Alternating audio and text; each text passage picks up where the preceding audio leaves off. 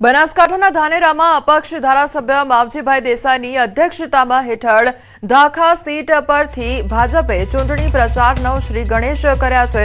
ત્યારે માવજીભાઈ દેસાઈએ ભાજપનો ખેસ ધારણ કરતા રાજકીય ગરમાવો વધ્યો છે અને તેઓ પ્રથમવાર વિધાનસભા જીત્યા બાદ ખુલ્લેઆમ ભાજપના પ્રચારમાં મેદાને ઉતર્યા છે।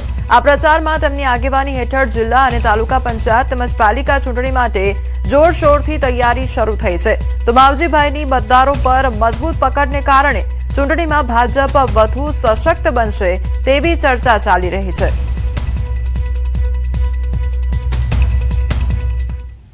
સ્થાનિક સ્વરાજની ચૂંટણીનો ધમધમાટ ચાલી રહ્યો છે ત્યારે 48 વોર્ડની 192 બેઠકમાંથી 2 બેઠકો બિનહરીફ થઈ છે તો 652 ઉમેદવાર ચૂંટણી મેદાને છે। થલતેજ અને વાસણા વોર્ડની 2 બેઠક બિનહરીફ થઈ છે તો અમદાવાદ જિલ્લા પંચાયતની 1 બેઠક બિનહરીફ થઈ છે। અમદાવાદ જિલ્લા પંચાયત 97 ઉમેદવારો ચૂંટણી મેદાને છે જ્યારે અમદાવાદ તાલુકા પંચાયતમાં 447 ઉમેદવાર ચૂંટણી મેદાને છે। અમદાવાદ જિલ્લામાં અમદાવાદ મહાનગરપાલિકામાં ફોર્મ પરત ખેંચવાના દિવસ બાદ હાલ કુલ 22 ફોર્મ પરત ખેંચવામાં આવેલ છે અને ફોર્મ પરત ખેંચાયા બાદ 2 બેઠકો છે બિનહરીફ થયેલી છે જેમાં વાસણા અને થલતેજમાં એક બેઠક છે બિનહરીફ થયેલી છે અને હાલ કુલ 652 ઉમેદવારો જે છે એ ચૂંટણી લડવાના છે એટલે કે હરીફ ઉમેદવારો હાલમાં 652 જેટલા છે। અમદાવાદ જિલ્લા પંચાયતમાં કુલ 20 ફોર્મ પરત ખેંચાયા બાદ હાલ એક બેઠક છે કાસિન્દ્રાની એ બિનહરીફ જાહેર થયેલી છે અને 97 ઉમેદવારો હાલ ચૂંટણી લડવાના છે। એ જ રીતના નગરપાલિકામાં 50 ફોર્મ પરત ખેંચાયા બાદ કુલ 24 બેઠકો બિનહરીફ થવાની છે। વડોદરા ભાજપમાં ટિકિટ વહેંચણી બાદ આંતરિક જૂથવાદ ચરમસીમાએ પહોંચી ગયો છે। માંજલપુરના ધારાસભ્ય યોગેશ પટેલનો વિડીયો વાયરલ થયો છે। વોર્ડ 18ના ભાજપના જ નારાજ કાર્યકર્તાઓએ વિડીયો વાયરલ કર્યો છે। યોગેશ પટેલે કહ્યું કે હું બહુ દુઃખી છું, કાર્યાલય જ નથી જતો તો વોર્ડ 18માં દીપા પંચાલને નથી ઓળખતા તો પણ આવી ગયું, શું કરવાનું તેવો પણ સવાલ કરવામાં આવ્યો છે।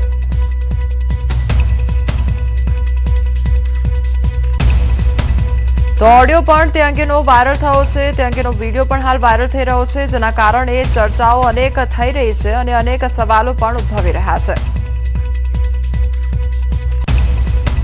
પાર્ટીના નિયમમાં બધા કપાયા છે, ભલભલા કપાઈ ગયા। જો હું તો કાર્યાલયમાં નથી આવ્યો કારણ કે હું બહુ દુઃખી છું। પેલા પેલી આપણે 18 નંબરમાં એ પેલી આવી દિવ્યા પંચાલ હા એ કઈ થી આવી એ તમે ક્યાં કિરણ પંચાલ સંબંધી છે તો પછી મહામંત્રી અમારા ચેતનભાઈ બી આવું છે બે બાર કે ગામને પાછળથી આવ્યા। ચાલો ભાઈ હવે દીપા પંચાલ આપણે ઓળખીએ ના બોલને ઓળખતા આપણે ઓય આવી ગઈ શું કરવાનું। રાજકોટ મનપાની ચૂંટણીને લઈને વહીવટી તંત્ર એક્શન મોડમાં આવી ગયું છે। 18 વોર્ડમાં 72 બેઠક માટે જંગ, ત્યારે આ 72 બેઠકો માટે 1014 મતદાન મથક બનાવવામાં આવ્યા છે। સેન્ટ્રલ સ્ટ્રોંગ રૂમથી ઈવીએમને ડિસ્પેચ કરવામાં આવ્યા છે। 6 સેન્ટર માટે 6 રિટર્નિંગ ઓફિસર નીમવામાં આવ્યા છે। એક રિટર્નિંગ ઓફિસરને 3 વોર્ડની જવાબદારી સોંપવામાં આવી છે।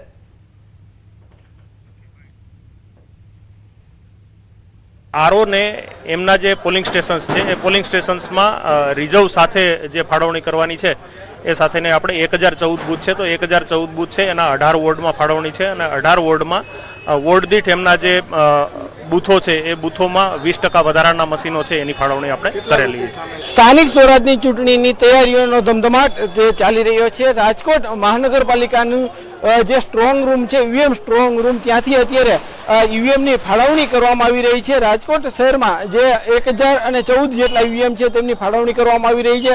આપ દ્રશ્યો જોઈ શકો છો કે જે રીતના અહીંયા જે રિટર્નિંગ ઓફિસર છે તેમને અત્યારે જે જવાબદારી સોંપવામાં આવી રહી છે। ચૂંટણી શાખા સાથે જે અધિકારીઓ જોડાયેલા છે તે અત્યારે કામગીરીમાં લાગી ગયા છે। અલગ અલગ જગ્યાએ જે છે એ ઈવીએમ મશીન જે છે ફાળવણી કરવામાં આવી રહી છે। હાલ જે રીતના આ દ્રશ્યો બતાવવા માંગીશ કે આ જે ટ્રક છે અહીંયા પણ જે લખ્યું છે કે જે રાજકોટ જે ચૂંટણી મહાનગરપાલિકાની સામાન્ય ચૂંટણી જે છે તેમને આ જે ટ્રક છે તે ફાળવણી કરવામાં આવી રહી છે। અલગ અલગ જગ્યાએ જે સીલવારી અને જે બંદોબસ્ત સાથે જે વાહન છે તેમને જે છે ફાળવણી કરવામાં આવી રહી છે। જે રીતે રાજકોટ મહાનગરપાલિકા તેમજ રાજકોટ તાલુકા પંચાયત, રાજકોટ જિલ્લા પંચાયતની જે આગામી 26 તારીખે ચૂંટણી યોજાવાની છે, ચૂંટણીને લઈને જે તૈયારીઓ છે તેમને આખરી ઓપ આપવામાં આવી રહ્યો છે। અધિકારીઓ છે વહેલી સવારથી જ અલગ અલગ કામગીરીમાં લાગી ગયા છે। હાર્દિક જોશી, ન્યૂઝ 18 ગુજરાતી, રાજકોટ। અમદાવાદના ઘાટલોડિયામાંથી ગેરકાયદેસર ગેસ રિફિલિંગ કૌભાંડ ઝડપાયું છે, ત્યારે એલપીજી ભરેલા સિલિન્ડરમાંથી ખાલી સિલિન્ડરમાં ગેસ રિફિલિંગનું કૌભાંડ ઝડપી પાડવામાં આવ્યું છે। એએમસીની ખુલ્લી જગ્યામાં ઘાટલોડિયા પોલીસની કાર્યવાહી હાથ ધરવામાં આવી છે। પોલીસે 25 એલપીજી સિલિન્ડર, રિફિલિંગનો સામાન, 2 રિક્ષા સહિતનો મુદ્દામાલ કબજે કર્યો છે। ગેસ રિફિલિંગ કરતા ભરત સોલંકી, સવાભાઈ સોલંકી અને દિનેશ પરમારની ધરપકડ કરવામાં આવી છે।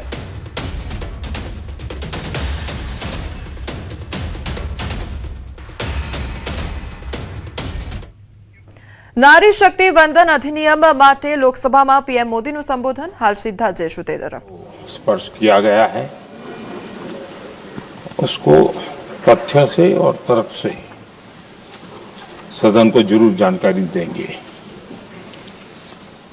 और इसलिए मैं उन विषयों में जाना नहीं चाहता। आदरणीय अध्यक्ष जी, राष्ट्र के जीवन में कुछ महत्वपूर्ण पल आते हैं और उस समय की समाज की मनस्थिति और नेतृत्व की क्षमता उस पल को कैप्चर करके एक राष्ट्र की अमानत बना देती है, एक मजबूत धरोहर तैयार कर देती है। मैं समझता हूं कि भारत के संसदीय लोकतंत्र के इतिहास में ये वैसे ही पल है। आवश्यकता तो ये थी कि 25-30 साल पहले जब से विचार सामने आया, आवश्यकता महसूस हुई, हम इसको लागू कर देते और हम आज उसको काफी परिपक्वता तक पहुंचा देते हैं और आवश्यकता के अनुसार उसमें समय समय पर सुधार भी होते हैं। और यही तो लोकतंत्र की ब्यूटी होती है। हमारी मदर ऑफ डेमोक्रेसी है, हमारी हजारों साल की लोकतंत्र की एक विकास यात्रा रही है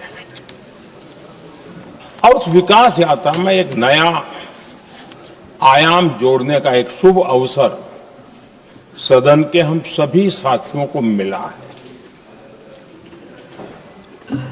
और मैंने प्रारंभ में कहा है कि हम सब भाग्यवान हैं कि हमें ऐसे महत्वपूर्ण और देश की आधी आबादी को इस राष्ट्र निर्माण की नीति निर्धारण प्रक्रिया में हिस्सेदार बनाने का सौभाग्य मिल रहा है।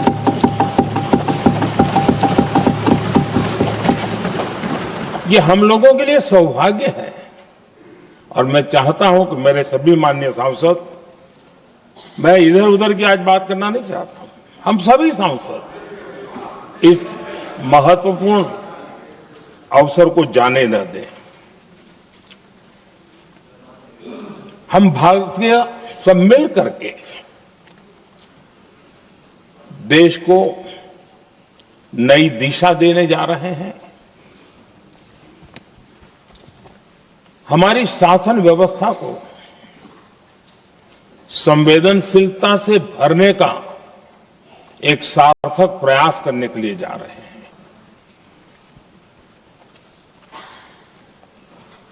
और मुझे विश्वास है कि इस मंथन से जो अमृत निकलेगा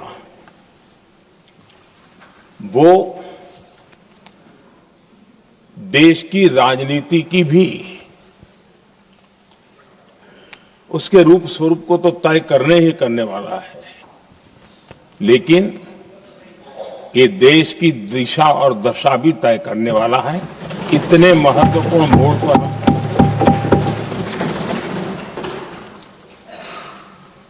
आदरणीय अध्यक्ष जी, 21वीं सदी में भारत एक नए आत्मविश्वास के साथ आगे बढ़ रहा है। विश्व में भी आज भारत की स्वीकृति हम सब महसूस कर रहे हैं और ये हम सबके लिए गौरव का पल है। एक समय हमारे पास आया है और इस समय को हमने एक विकसित भारत के संकल्प के साथ जोड़ा है और मैं पक्का मानता हूं कि विकसित भारत का मतलब केवल उत्तम प्रकार के रेल, रास्ते, इंफ्रास्ट्रक्चर या कुछ आर्थिक प्रगति के आंकड़े, सिर्फ इतने से ही विकसित भारत की सीमित कल्पना वाले हम लोग नहीं हैं। हम चाहते हैं कि विकसित भारत जिसके नीति निर्धारण में साच अर्थ में सबका साथ सबका विकास का मंत्र समाहित हो, देश की 50% जनसंख्या नीति निर्धारण का हिस्सा बने, ये समय की मांग है। हम पहले ही देरी कर चुके हैं। कारण कोई भी होंगे, जिम्मेवार कोई भी होंगे, लेकिन इस सच्चाई को हमें स्वीकार करना होगा कि जब हम अकेले मिलते हैं तब मानते हैं हाँ यार, लेकिन जब सामूहिक रूप से मिलते हैं, मुझे याद है कि जिस इसकी प्रक्रिया चली थी, सभी दलों से मिलना हुआ है, एक दल को छोड़ करके जिन जिन से मिलना हुआ है, हर एक ने सैद्धांतिक विरोध नहीं किया है। बाद में जाकर के जो कुछ भी हुआ होगा, राजनीतिक दिशा पकड़ी जा रही है, लेकिन जो राजनीतिक दिशा में ही सोचते हैं, मैं उनको भी एडवाइज करना चाहूंगा। एक मित्र के रूप में एडवाइज करता हूं और सबको काम आएगी। हमारे देश में जब से विमेन रिजर्वेशन को लेकर के चर्चा हुई है और उसके बाद जब जब चुनाव आया है, तो हर चुनाव में महिलाओं को मिलने वाले इस अधिकार का जिसने विरोध किया है, जिसने विरोध किया है, देश की महिलाओं ने उन्हें माफ नहीं किया है। उनका हाल बुरे से बुरा किया है। लेकिन यह भी देखिए कि 24 के चुनाव में ऐसा नहीं हुआ। क्यों नहीं हुआ? ये इसलिए नहीं हुआ कि 24 में सबने सहमति इसको पारित किया, तो ये विषय ही नहीं रहा। किसी के पक्ष में पॉलिटिकल फायदा नहीं हुआ, किसी का नुकसान भी नहीं हुआ। सहज रूप से जो मुद्दे थे, उन मुद्दों के आधार पर चुनाव लड़ा, क्योंकि 24 में सब साथ में थे। कुछ लोग यहां है, कुछ लोग नहीं है, लेकिन सब साथ में थे। आज भी मैं कहता हूं, अगर हम सब साथ में जाते हैं तो इतिहास गवाह है कि ये किसी एक के राजनीतिक पक्ष में नहीं जाएगा। ये देश के लोकतंत्र के पक्ष में जाएगा, देश के सामूहिक निर्णय शक्ति के पक्ष में जाएगा और हम सब उसके यश के हकदार होंगे। न ट्रेजरी बैंक उसका हकदार रहेगा, न मोदी उसका हकदार रहेगा, यहां बैठे हुए सब हकदार रहेंगे। और इसलिए जिन लोगों को इसमें राजनीति की बू आ रही है, मैं चाहूंगा कि वो खुद के परिणामों को पिछले 30 साल में देख ले। फायदा उनका भी इसी में रास्ता दिखाता हूं। इसी में फायदा है कि जो नुकसान हो रहा है उससे बच जाओगे। और इसलिए मैं समझता हूं कि इसको राजनीतिक रंग देने की जरूरत नहीं है। आदरणीय अध्यक्ष जी, मुझे याद है तब तो मैं शासकीय व्यवस्था की राजनीति में नहीं था, मैं एक संगठन के कार्यकर्ता के नाते काम करता था। उस समय एक चर्चा सुनने को मिलती थी गलियारों में कि देखिए ये कैसे लोग हैं।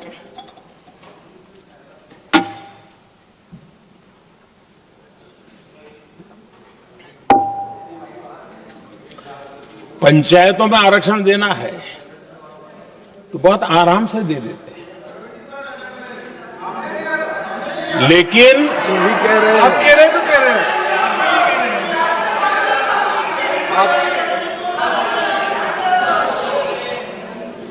पंचायतों में आरक्षण देना है तो आराम से देते हैं, क्योंकि उसमें उनको खुद का पद जाने का डर नहीं लगता है। उसको लगता है हम सुरक्षित यार वहां दे दो। ये उस समय गलियारों में बहुत चर्चा थी कि बोले कभी नहीं करेंगे यहां बैठे हुए, क्यों? क्योंकि उनका कुछ जाएगा, और इसलिए और बगे पंचायत का हो जाता है, 50% तक पहुंच गए। मैं राजनीतिक दृष्टि से और भी एक बात समझाना चाहता हूं साथियों। आज से 25 साल 30 साल पहले जिसने भी विरोध किया तो विरोध राजनीतिक सतह से नीचे नहीं गया था। आज ऐसा समझने की गलती मत करना। पिछले 25-30 साल में ग्रासरूट लेवल पे पंचायती चुनाव व्यवस्थाओं में जीत करके आई हुई बहनों में एक पॉलिटिकल कॉन्शियसनेस है। वे ओपिनियन मेकर हैं ग्रासरूट लेवल पे। 30 साल पहले वो शांत रहती थी, बोलती नहीं थी, समझती थी, बोलती नहीं थी। आज वो वोकल है, और इसलिए अब जो भी पक्ष विपक्ष होगा, वो जो लाखों बहनें कभी न कभी पंचायत में काम कर चुकी है, प्रतिनिधित्व कर चुकी है, जनता के सुख दुख की समस्याओं को गहराई से देखा है, वो आंदोलित है। वो कहती हैं कि झाड़ू कचरा वाले काम में तो हमें जोड़ देते हो, वो तो परिवार में भी पहले होता था, अब हमें निर्णय प्रक्रिया में जोड़ो। और निर्णय प्रक्रियाएं विधानसभा में और पार्लियामेंट में होती है।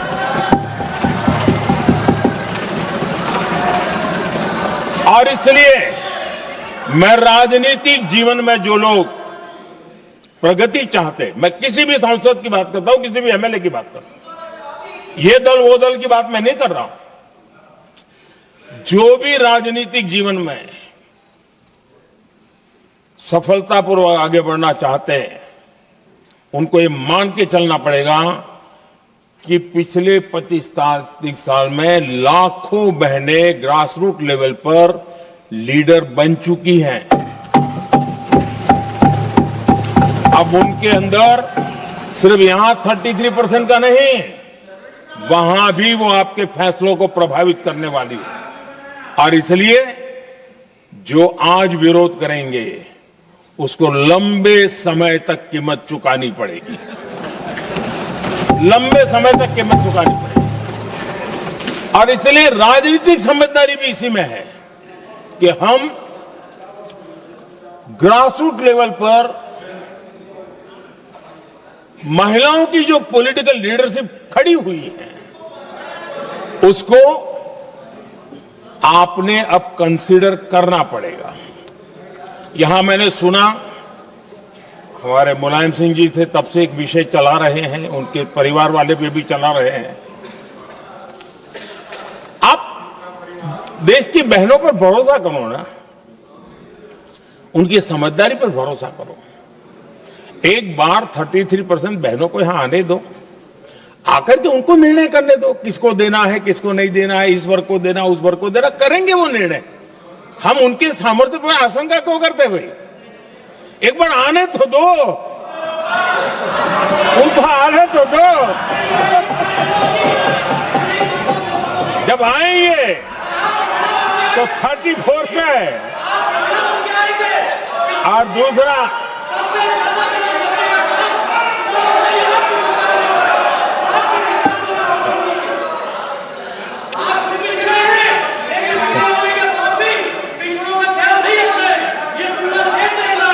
धर्मेंद्र जी मैं आपका बहुत आभारी हूं कि आपने मेरी पहचान करा दी। ये बात सही है। मैं अति पिछड़े समाज से आता हूं।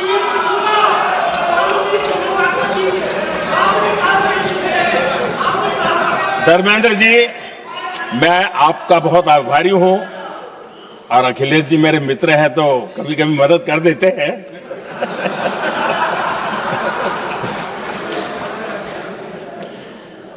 ये बात सही है कि मैं अति पिछड़े समाज से आता हूं, लेकिन मेरा दायित्व समाज के सबको साथ लेके चलने का है और यही मेरे संविधान ने मुझे यही रास्ता दिखाया है।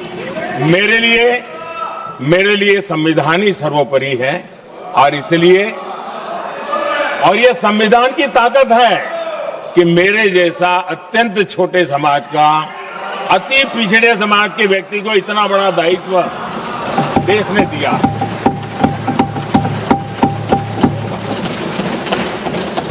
और इसलिए मैं तो देशवासियों का ऋणी हूं और मैं तो संविधान निर्माताओं का ऋणी हूं कि जिसके कारण आज मैं यहां हूं। लेकिन आदरणीय अध्यक्ष जी,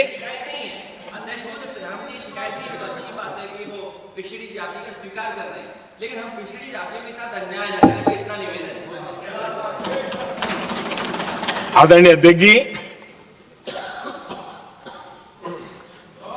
आज जीवन के हर क्षेत्र में हम देखें कि नारी शक्ति देश के गौरव को बढ़ाने वाले, परचम लहराने में कहीं पीछे नहीं है जी। हम गर्व कर सकें इस प्रकार से जीवन के अलग अलग क्षेत्रों में आज हमारी माताएं बहनें बहुत बड़ा योगदान, हमारी बेटियां तो कमाल कर रही हैं जीवन के हर क्षेत्र में।